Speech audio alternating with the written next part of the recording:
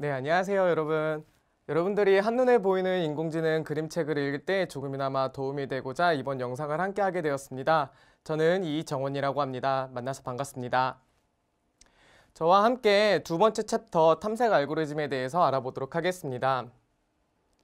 탐색 알고리즘에서는 지능과 탐색이 무엇인지, 그리고 탐색 종류 중에 가장 대표적인 이지트리 탐색과 깊이 우선 탐색, 그리고 너비 우선 탐색에 대해서 알아보도록 하겠습니다.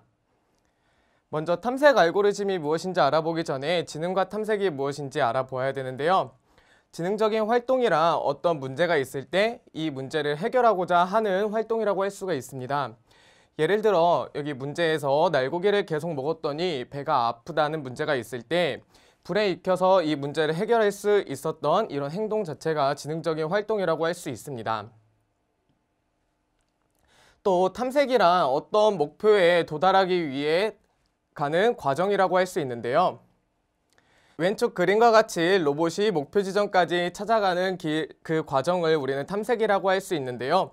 A에서 출발해서 C2로 갔는데 E에서 이제 길이 막혀서 다시 돌아가고, 그리고 B, D 이렇게 길을 찾아가는 과정이 탐색이라고 할 수 있습니다. 여기 있는 이 분기점들을 선으로 연결해서 트리 구조의 형태로 나타낼 수도 있습니다.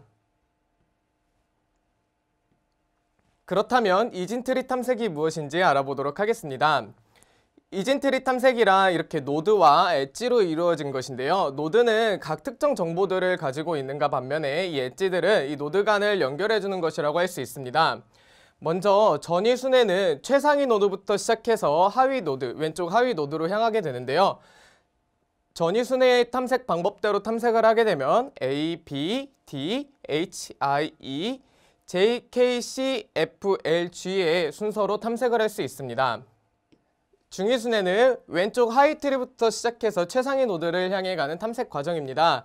중위 순회의 방법대로 탐색을 하게 되면 H, D, I, B, J, E, K, 그리고 최상위 노드인 A를 거쳐서 다시 하위 노드인 L, F, C, G의 순서로 탐색을 할 수 있습니다.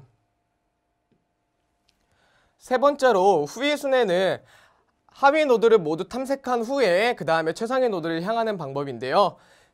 후위 순회의 방법대로 탐색을 하게 되면 H, I, D, J, K, E, B, 그리고 L, F, G, C, A의 순서로 탐색을 할 수 있습니다. 마지막으로 층별 순회는 상위 노드들을 모두 탐색한 후에 하위 노드들로 내려가는 순서를 따르는데요.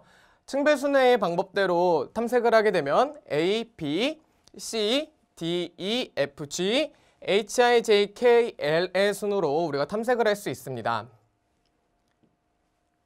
이런 이지트리 탐색과 더불어서 깊이 우선 탐색에 대해서 알아볼 건데요. 깊이 우선 탐색은 어떤 목표 값을 찾기 위한 맹목적인 탐색 방법이라고 할 수 있습니다. 먼저 상단에 위치한 노드부터 시작해서 깊이 연결된 모든 노드들을 탐색하는 방법을 깊이 우선 탐색이라고 하는데, 깊이 우선 탐색 방법대로 만약에 탐색을 하게 된다면 A, B, E, 그 다음에 C, F, I, 그 다음에 G, 그리고 D, H의 순서로 깊이 있게 탐색할 수가 있습니다.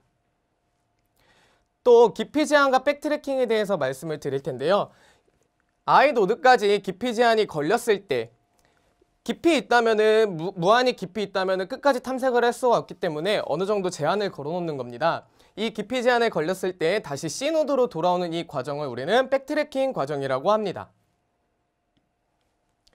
깊이 우선 탐색은 여기 빨간색 점선으로 보이는 이 영역 A부터 I까지 탐색하게 된다면 이 경로만 탐색을 하면 되기 때문에 공간의 수요가 적다는 장점이 있습니다.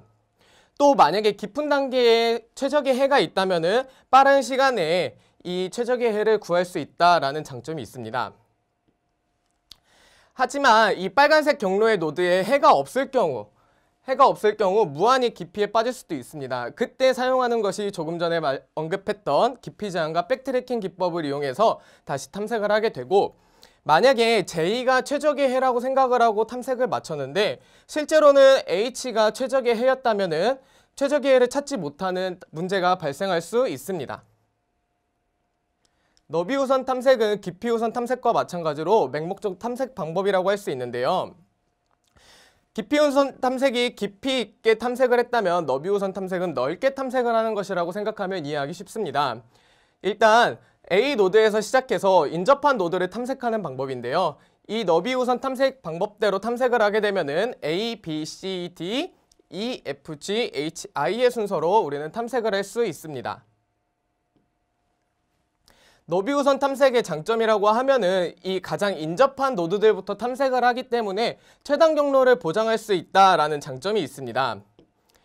하지만 만약에 이 맨 끝에 노드가 최적의 해라고 한다면은 이것들을 모두 다 탐색을 해서 가야 하기 때문에 시간이 오래 걸릴 수가 있고 기억 공간이 많아져야 된다는 단점이 있습니다.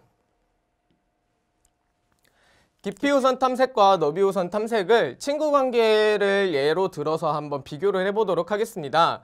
정원이와 친한 친구들인 명현이, 병철이, 미영이, 그리고 그 친구들과 또 연결된 다른 친구들이 있습니다.